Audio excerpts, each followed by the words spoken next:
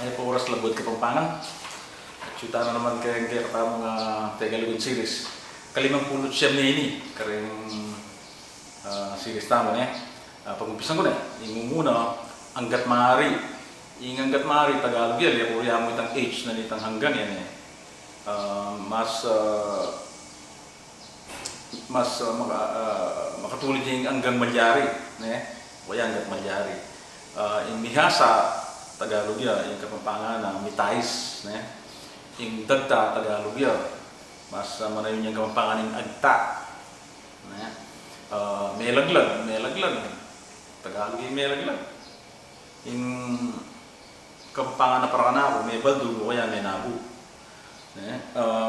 Yung tutuki, yung kasal makapiyo, yung pangagamit, ikit kong pangagamit na lubusan na akong minwa na.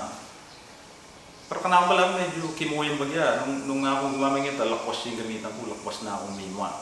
Ganyan man, nung i-conform, sa detalan ganay pa mo kaya pero para panabiling ko pa di pa nga Pampangan tamo.